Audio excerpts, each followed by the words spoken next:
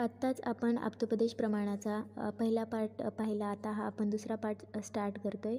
पहिल्या पार्टमध्ये आपण त्याचे प्रकार पाहिले, तर्कसंग्रकांनी कोणकोणते दिलेले आहेत, जसे की गुणरूप शब्द, प्रमाणरूप शब्द. आता आपण चरकोक्त शब्द, लक्षण व भेद म्हणजे त्याचे प्रकार पाहणार आहोत. आता आपण चरकोक्त शब्द, लक्षण व भेद पाहणार आहे. म्हणजे चरकांनी शब्दाचे वेगवेगळे प्रकार सांगितले, त्यांनाच भेद म्हणतात. तसेच त्यांनी जे लक्षण सांगितलं ते आपण पाहणार आहे. आचार्य चरक यांनी विमानस्थानाच्या 8व्या अध्यायात वादमार्गाचे वर्णन करताना शब्द या वादमार्गाचा उल्लेख त्याचे लक्षण प्रकारांसहित वर्णन केलेले आहे. म्हणजे याचं वर्णन त्यांनी कोणत्या अध्यायात केलेलं आहे या शब्दाचं, त्यांचे प्रकार वेगवेगळे सांगितले, तसेच लक्षण सांगितलं, याचा थोडासा परिचय दिलेला आहे. अथ शब्द हा शब्दोनाम वर्णसमानमायः स चतुर्विधः दृष्टार्थश्च अदृष्टार्थश्च सत्यश्च अनृतः च इति. हे चरकांनी सांगितलेला श्लोक आहे. याच्यामध्ये पहिलं लक्षण दिलेलं आहे, नंतर त्याचे प्रकार सांगितले, दृष्टार्थ, अदृष्टार्थ, सत्य आणि अनृत. तर याला आपण डिटेलमध्ये पाहणार आहे. पहिला शब्द काय आहे, तसं दुसरी व्याख्या दिलेली आहे चक्रपाणींनी. वर्णसमानमाय इति वर्णमेलक इत्यर्थ. आपण चरकाचे इम्पॉर्टंट आहे तर ते पाहणार आहे. त्यांनी 4 प्रकार सांगितले, दृष्टार्थ, अदृष्टार्थ, सत्य आणि अनृत. आता दृष्टार्थ म्हणजे काय, ज्या शब्दातून अर्थबोध होण्याबरोबरच त्याचा प्रत्यय दृश्य स्वरूपात सुद्धा पाहावयास मिळतो त्या शब्दांना दृष्टार्थ शब्द म्हणतात. म्हणजे जसं आपण त्याला उदाहरणावरून समजून घेऊया. अहितकर आहार विहार केल्याने वातादी दोषांचा प्रकोप होतो. या वाक्यातील विषय प्रत्यक्षसुद्धा दिसून येतो. जसे की आपल्याला माहिती आहे, अहितकर आहार विहार केल्याने आपल्याला वात आदी म्हणजे कोणकोणते, वात, पित्त, कफ या दोषांचा काय होतो, प्रकोप, म्हणजे ते अनस्टेबल होतात आणि त्यामुळे काय होतं, आपल्या स्वास्थ्यावर हानी होते, आपलं स्वास्थ्य बिघडतं आणि हे आपल्याला प्रत्यक्ष पाहायला मिळतं, म्हणजे प्रत्यक्ष दिसून येतं. म्हणजेच त्याचा अर्थबोध होतो आहे, ह्या वाक्याचा अर्थबोध होतो आहे की अहितकर आहार विहार केल्याने वातादी दोषांचा प्रकोप होतो. म्हणजे अहितकर म्हणजे जे आपल्या शरीराला हितकर नाही असा आहार किंवा विहार केल्याने वेगवेगळे म्हणजे आपल्या शरीरातील दोष प्रकोपित होतात. ह्याचा आपल्याला अर्थबोध झाला या वाक्यातून. तसेच त्याचबरोबर त्याचा प्रत्यय दृश्य स्वरूपात सुद्धा पाहायला मिळतो. म्हणजे अहितकर आहार विहार केल्याने आपलं स्वास्थ्य बिघडणार आहे हे सुद्धा आपल्याला दिसून येतं. म्हणजे त्याचा प्रत्यय हा दृश्य स्वरूपात पाहायला मिळतो. यालाच दृष्टार्थ शब्द असे म्हणतात. आता दुसरा शब्द आहे अदृष्टार्थ शब्द. ज्या शब्दातून अर्थबोध होतो पण दृश्य स्वरूपात त्याचा प्रत्यय अनुभवता येत नाही अशा शब्दांना अदृष्टार्थ शब्द असे म्हणतात. आता याच्यामध्ये आपल्याला त्या वाक्याचा अर्थबोध होतो, म्हणजे त्या वाक्याचा अर्थ समजतो आपल्याला, पण त्याचा जो प्रत्यय होणार आहे तो आपल्याला अनुभवता येणार नाही. जसं की मोक्ष, पुनर्जन्म, हे याचा अर्थ आपल्याला समजतो आहे, पण ते आपल्याला पाहता येणार नाही की मोक्ष कसा होतो, पुनर्जन्म कसा होतो, म्हणजे ते दृश्य स्वरूपात अनुभव घेता येणार नाही आपल्याला, त्यामुळे त्याला अदृष्टार्थ शब्द म्हणतात. तिसरा काय आहे, सत्य शब्द. सत्य म्हणजे काय, बरोबर म्हणजेच यथार्थभूत वाक्यांना सत्य शब्द असे म्हणतात. जसं की अग्नीचा स्पर्श उष्ण आहे, हे सरळ दिसते की आपल्याला हे सत्य वाक्य आहे, अग्नीचा स्पर्श उष्णच असतो ना, त्यामुळे त्याला सत्य शब्द म्हणतात. तसेच विष सेवन केल्याने मृत्यू येतो, आपल्याला माहिती आहे विष सेवन केल्याने आपल्याला मृत्यू येतो, हे माहिती आहे, हे सत्य शब्द आहे. तसेच हा अदृष्टार्थ आहे. अदृष्टार्थ म्हणजे काय, त्याचा अर्थबोध तर होतो आहे पण त्याचा प्रत्यय आपल्याला अनुभवता येत नाही.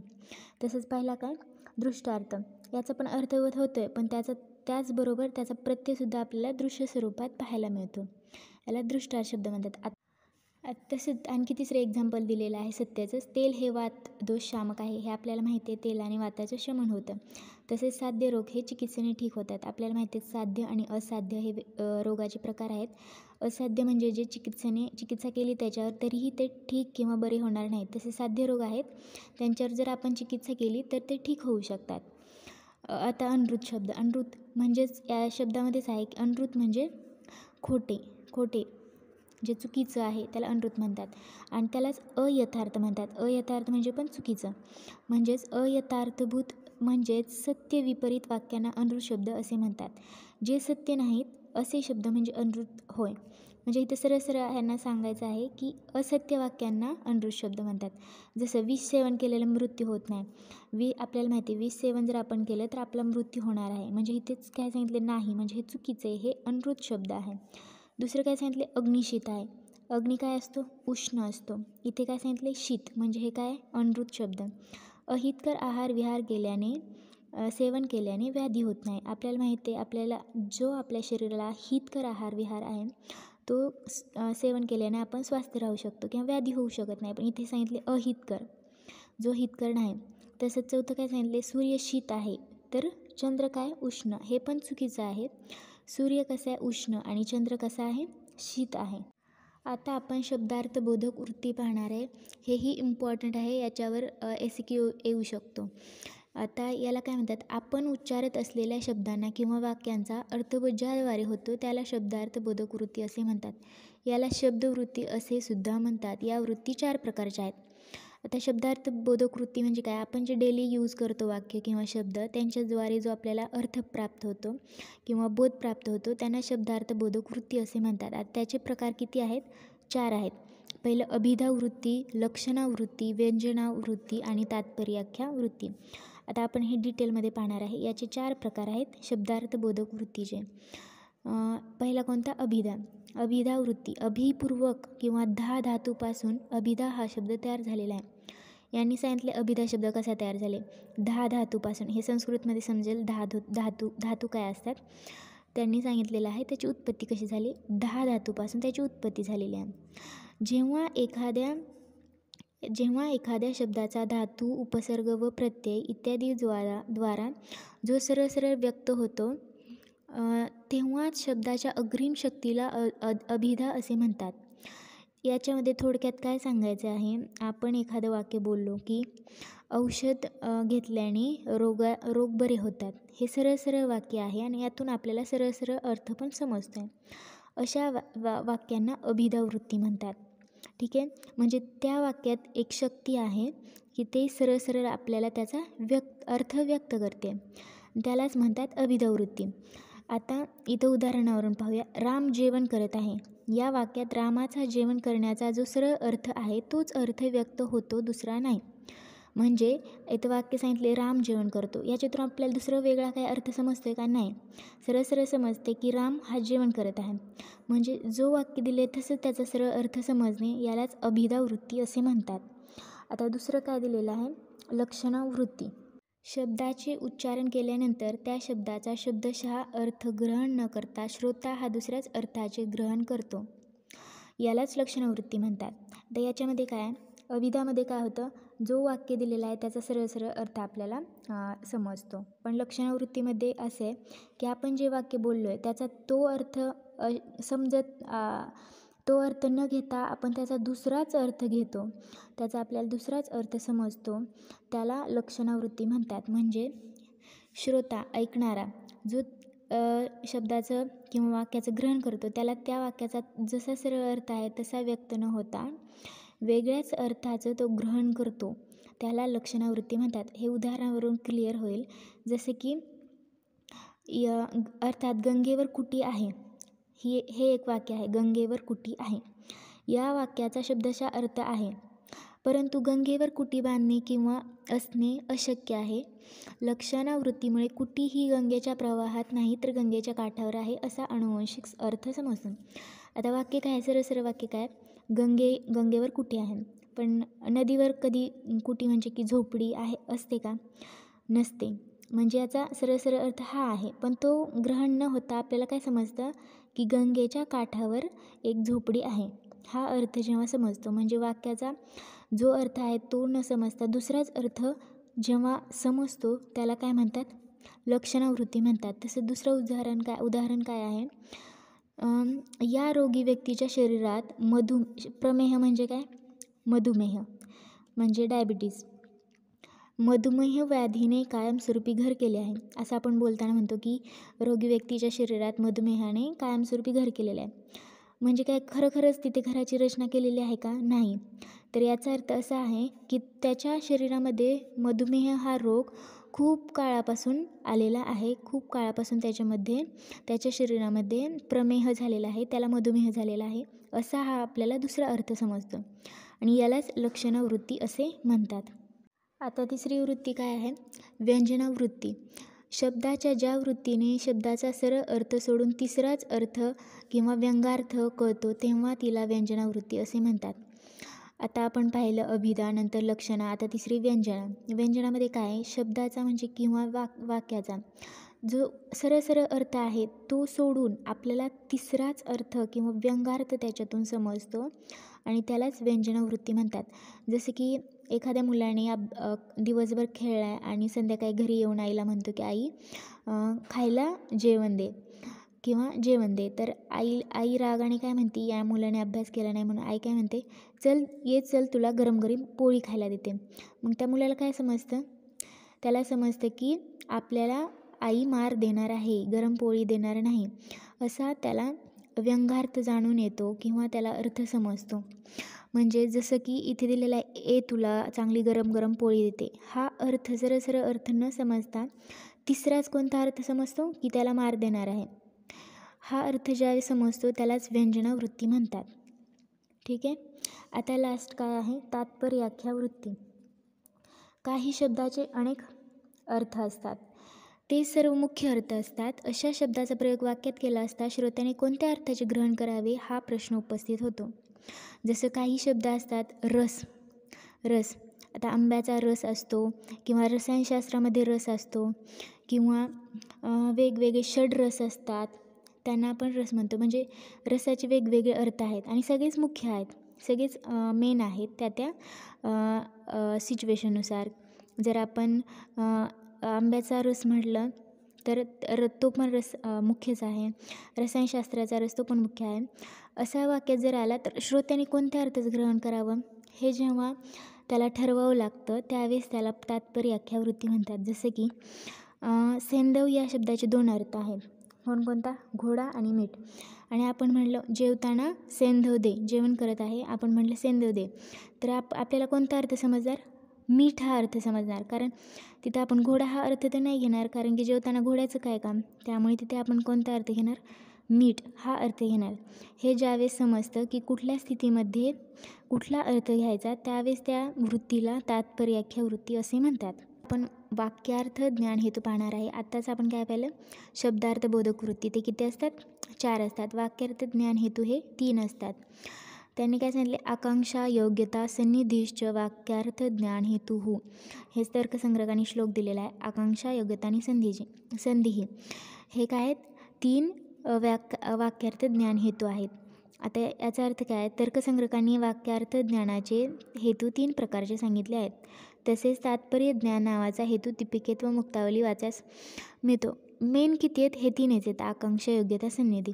पण काय दीपिकामध्ये म्हणजे टीका आहे, दीपिका किंवा मुक्तावली याच्यामध्ये 4था पण दिलेला आहे तात्पर्याख्या म्हणून. पण मेन इम्पॉर्टंट हे 3च आहेत, तर हे 3च लक्षात ठेवायचे. वाक्यार्थ ज्ञान हेतू म्हटलं की 3, आकांक्षा योग्यता आणि सन्निधी.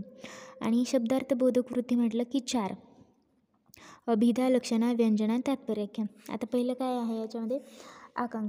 आकांक्षा हे आपण डिटेलमध्ये पाहूया. आकांक्षा म्हणजे काय? एका पदाचा अर्थबोध दुसऱ्या पदाच्या अभावी न होणे, अर्थात एका पदाचा अर्थ समजण्यासाठी दुसऱ्या पदाची आवश्यकता असते, त्याला आकांक्षा असे म्हणतात. जसे की आपण म्हटलं वेगवेगळ्या प्राण्यांची नाव घेतली, गाय, बैल, घोडा, पण याच्यातून काय अर्थ आपल्याला समजतो का? नाही समजत. पण आपण असं म्हणलं गाय, बैल, घोडा हे प्राणी आहेत, हे दुसरं पद जोडलं तर त्याचा आपल्याला अर्थ समजतो आहे, त्या वाक्याचा आपल्याला अर्थबोध होतो आहे, त्यालाच आकांक्षा म्हणतात. म्हणजे एका पदासोबत दुसऱ्या पदाची त्याला अपेक्षा असते. गाय, घोडा, बैल म्हटलं तर समजणार नाही, पण दुसरं पद त्यासोबत जोडलं तर त्याचा अर्थ समजतो. म्हणजे त्या दुसऱ्या पदाची काय असते? त्याला आवश्यकता असते किंवा आकांक्षा असते, त्यालाच आकांक्षा असे म्हणतात. जसे की उदाहरण इथे दिलेलं आहे, राम व श्याम जात आहेत. येथे केवळ राम व श्याम असे म्हटल्याने कोणताही अर्थ कळत नाही. जर आपण राम श्याम म्हटलं तर आपल्याला अर्थ समजतो का? नाही समजत. पण हे जात आहे हे दुसरे पद लावले असता त्याचा अर्थ कळतो. म्हणजेच राम व श्याम या वाक्यात 2 पदांना जात आहे त्या पदांची अर्थ व्यक्त होण्यासाठी आकांक्षा असते. म्हणजे ह्या पदाची त्याला आकांक्षा आहे. आवश्यकता आहे. यालाच काय म्हणतात, आकांक्षा असे म्हणतात. आता आपण दुसरा टाईप पाहूया, तो म्हणजे योग्यता. अर्थात वाक्याच्या अर्थाला बाधा न येणे म्हणजेच योग्यता होय. जो वाक्य आहे, सरळ सरळ जे वाक्य आहे त्या वाक्याचा जो अर्थ निघतो आहे त्याला काही हानी नाही झाली पाहिजे किंवा त्याला बाधा नाही आली पाहिजे, यालाच योग्यता म्हणतात. म्हणजे ते वाक्य योग्य असलं पाहिजे, दुसऱ्या शब्दांनी त्याला बाधा आली नाही पाहिजे, त्यालाच योग्यता असे म्हणतात. उदाहरणावरून समजूया. थंड पाण्याने शरीर भाजले. थंड पाण्याने शरीर भाजते का? नाही भाजत. गरम पाण्याने शरीर भाजते, म्हणजे हे चुकीचे, हे योग्य वाक्य नाही, हे वाक्य योग्य नाही, त्यालाच योग्यता म्हणतात. तर वरील वाक्यात थंड पाण्याची ही योग्यता नाही, हे चुकीचे आहे थंड पाणी. इथे योग्य पाणी कुठलं पाहिजे? गरम. की तो थंड पाणी की तो शरीराला भाजू शकेल, या वाक्याला अर्थदृष्ट्या योग्यता नाही, म्हणून वाक्यार्थ बोध होत नाही. त्यामुळे आपल्याला योग्य बोध होत नाही किंवा त्याचा अर्थ समजत नाही त्या वाक्याचा. त्यामुळे येथे उष्ण पाण्याने शरीर भाजले असे वाक्य असेल तर त्यात योग्यता आहे, या वाक्यामध्ये योग्यता आहे, त्यामुळे आपल्याला याचा अर्थबोध होऊ शकतो, याचा अर्थ समजू शकतो. तसंच दुसरं उदाहरण दिले, अग्नीने सिंचन करतो. आपण अग्नीने सिंचन करतो का? नाही. वरील वाक्य हे अन्वयदृष्ट्या व व्याकरणदृष्ट्या बरोबर असले तरी अग्नीने सिंचन करता येत नाही, कारण सिंचन हे पाण्याने करतात. आता आपण तिसरं पाहणार आहे, सन्निधी. अर्थात विलंब न करता शब्दाचा उच्चार करण्याला सन्निधी असे म्हणतात. जसे की मी इथे एक एक्झाम्पल दिले, आनंदी विद्यालयात जाते. फक्त मी आनंदी म्हटलं आणि 1 तासाने सांगितलं की विद्यालयात जाते, तर आपल्याला अर्थ समजणार आहे का? त्यातून अर्थबोध होणार नाही. म्हणून याच्यामध्ये विलंब नसायला पाहिजे म्हणजेच किंवा टाईम नसायला, जास्त काळ नसायला पाहिजे. आनंदी विद्यालयात जाते हे सोबत बोललं पाहिजे. असं आनंदी वेगळं बोललं आहे नंतर काही तासांनी विद्यालयात जाते, तर आपल्याला त्याचा अर्थबोध होणार नाही. त्यालाच म्हणतात विलंब न करता पदाचा उच्चार करायचा. म्हणजे हे पद बोललं तर विलंब न करता लगेच हे पद पण बोलणे, याला काय म्हणतात? सन्निधी. उदाहरण दिले, आनंदी विद्यालयात जाते. येथे आनंदी असे उच्चारून काही वेळेनंतर विद्यालयात जाते असे म्हटले गेले तर थांबून थांबून म्हटल्या गेल्यामुळे येथे व्यवधान येते. या व्यवधानामुळे असन्निधी होत असल्यामुळे ऐकणाऱ्याला अर्थाचा बोध होत नाही. त्यामुळेच पदाच्या योग्य ज्ञानासाठी त्यांचे सन्निधी असणे अत्यंत आवश्यक आहे. सन्निधी म्हणजे त्यांचं जवळजवळ असणं, त्यांच्यात विलंब नसणे, हे खूप इम्पॉर्टंट आहे जर त्याचा अर्थ समजायचा असेल तर. यालाच सन्निधी असे म्हणतात. आणि चौथा सांगितलेला आहे, दीपिका किंवा मुक्तावलीकार यांनी सांगितलेले आहे तात्पर्य. हे जास्त इम्पॉर्टंट आहे, वरचे 3 लक्षात ठेवायचे, पण हे समजून घेऊया. या हेतूने वर्णन केले आहे, मुक्तावलीकार यांनी या हेतूचं वर्णन केले आहे असं सांगितलेलं आहे. केवळ शब्दावरून वाक्यातील भाव लक्षात येणे म्हणजेच तात्पर्य होय. एखादा व्यक्ती वाचव असे मोठ्याने ओरडत असल्यास तो संकटात आहे किंवा त्याला अपघात झाला असून त्याला मदतीची आवश्यकता आहे हे लक्षात येते. तात्पर्य म्हणजे काय? एखाद्या शब्दावरून किंवा 1-2 शब्दावरूनच पूर्ण टोटल त्याचं इन्फॉर्मेशन समजणे. आता एखाद्या व्यक्ती ओरडतो वाचवा, तर आपल्याला समजतं की ह्या 2 शब्दावरूनच त्याचं पूर्ण प्रसंग समजतो की त्याचा ॲक्सिडेंट झाला असू शकतो किंवा त्याला मदतीची गरज आहे, हे आपल्याला त्याच्या मागचं त्याचा अर्थ समजतो. यालाच तात्पर्य असे म्हणतात. आता आपण पाहणार आहे शक्तिग्रह. शक्तिग्रह हे खूप इम्पॉर्टंट आहे. शक्तिग्रह 8 असतात. ते काय आहे ते आपण समजून घेणार आहे. शक्तिग्रह, शक्ती म्हणजे एखाद्या पदामध्ये जी शक्ती आहे त्याला अर्थ व्यक्त करण्याची, त्याला शक्तिग्रह असे म्हणतात. पदामधील विशिष्ट ज्ञान देण्याचा धर्म म्हणजे शक्ती होय.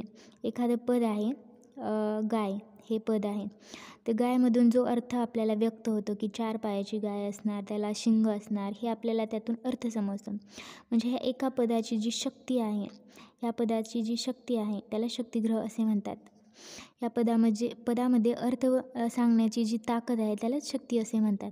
आणि त्या शक्तीमुळे प्रत्यक्ष ज्ञान होणे म्हणजे शक्तिग्रह होय. आणि याच्यामुळे आपल्याला जे ज्ञान होतं त्याला शक्तिग्रह असे म्हणतात. हे शक्तिग्रह इम्पॉर्टंट आहे, याच्यावर SEQ येऊ शकतो. आता ते आपण किती आहेत? 8 आहेत, ते डिटेलमध्ये पाहूया. शक्तिग्रहाची साधने 8 आहेत. आता ती कोणकोणती हे पाहूया. आधी सिद्धांत मुक्तावली यांनी जो श्लोक सांगितलेला आहे तो लक्षात ठेवला तर खूप चांगले, म्हणजे आपल्याला पूर्ण 8च्या 8 लक्षात ठेवता येतील. जर असं आपण लक्षात ठेवायला गेलो, शक्तिग्रह आठवतं, कधी व्याकरण आठवतं, बाकीचे आठवत नाहीत असं होतं. पण जर श्लोक हा लर्न केला तर आपल्याला पूर्ण 8 शक्तिग्रहाची साधने लक्षात राहतील. आता आपण पहिलं पाहूया व्याकरण. मूळ धातूला प्रत्यय किंवा विभक्ती लागून अनेक शब्द तयार होतात. त्यांचे अर्थ मूळ धातूपासून समजतात. व्याकरण म्हणजे काय? वेगवेगळे शब्द तयार झालेले आहेत.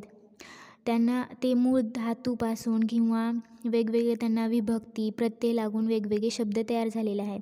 त्यालाच व्याकरण असे म्हणतात. उदाहरणार्थ दा हा मूळ धातू आहे. याचा अर्थ काय असे आहे?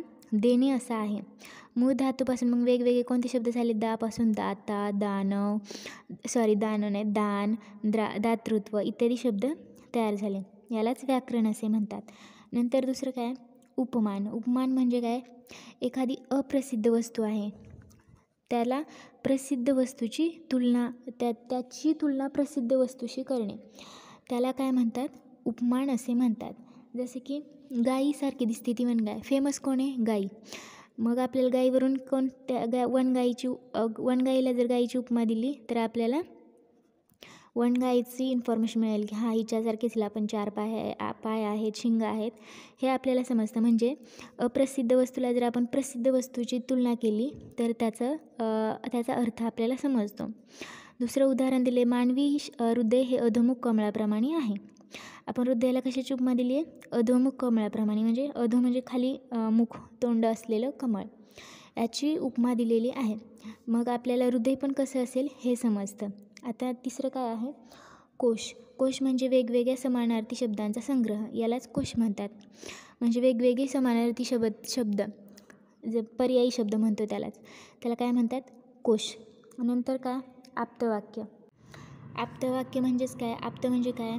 श्रेष्ठ पुरुष किंवा असे पुरुष ज्यांच्यामध्ये रज आणि तम यांनी ते रहित आहेत, अशा लोकांना किंवा अशा व्यक्तींना आप्त म्हणतात. यांनी बोललेलं म्हणजे प्रत्येक गोष्ट ही खरी असते किंवा सत्यवचन असतं त्यांचं. त्यामुळं आणि अशा व्यक्तींनी बोललेल्या वाक्यांना वाक्य म्हणतात. तसेच वडीलधाऱ्या व्यक्तींनी व्यक्तीच्या मुखाने उच्चारित शब्दांना ऐकणे, त्यांनाच सत्य मानणे, यालाच आप्तवाक्य म्हणतात. आता आपण वेगवेगळे लोकांनी आपल्याला वडीलधाऱ्या लोकांनी सांगितलेलं असतं पीक म्हणजेच कोकिळ.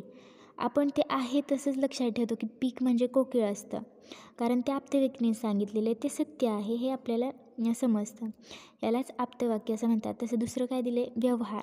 5वा काय आहे? व्यवहार. आता व्यवहार म्हणजे घरातील लहान मूल घरातील वडीलधाऱ्या व्यक्तीने केलेले शब्दप्रयोग, जसे गाय आण, पाणी पाज, गायला घेऊन जा, गायला बांध इत्यादी पद व वस्तू यांच्यामधील संबंध पाहून अर्थाला ग्रहण करतो म्हणजे शक्तिग्रह होय.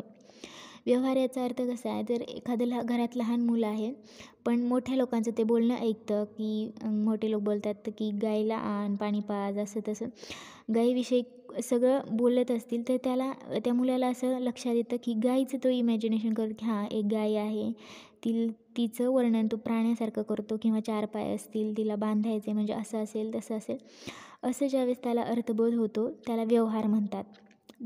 6वं काय? वाक्यशेष. वाक्यशेष म्हणजे एका पदाचे अनेक अर्थ असतात. जसे की सेंधव म्हणजे मीठ किंवा घोडा, हे त्याचे 2 अर्थ आहेत. पण आपण जर जेवताना म्हटलं सेंधव पाहिजे तर आपण इथे कोणता अर्थ घेणार? मीठ अर्थ घेणार, घोडा तर नाही घेणार, कारण जेवताना घोड्याचं काय काम. त्यामुळे वाक्यशेष म्हणजे काय?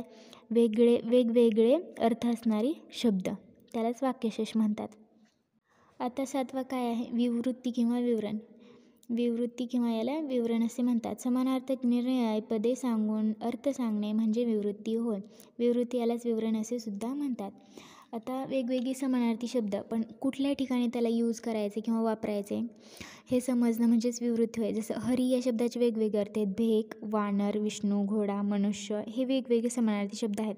परंतु जेव्हा त्याची व्याख्या केल्यावर हे सांगितले जाते की या ठिकाणी हरी या शब्दाचा हा अर्थ आहे, जसं की वासुदेव. या ठिकाणी विवृत्तीमुळे हरी या शब्दाचा वासुदेव अर्थात संकेतग्रह झाला. म्हणजे आपण ह्याचा अर्थ वेगवेगळे आहेत, भेक, वानर, विष्णू, घोडा, पण आपण असं सांगितले की या वाक्यामध्ये हा अर्थ आहे, या वाक्यामध्ये हा वेगळा अर्थ आहे, असं ज्यावेळेस समजतं त्यावेळेस त्याला विवरण किंवा विवृत्ती असं म्हणतात. आणि लास्ट काय आहे? सिद्ध पद सान्निध्य. म्हणजे प्रसिद्ध पदाजवळ राहिल्यावर जो शक्तिग्रह होतो त्याला सिद्धपद सान्निध्य असे म्हणतात. जसं की आता आपण सरकारी मधुनी पिबती.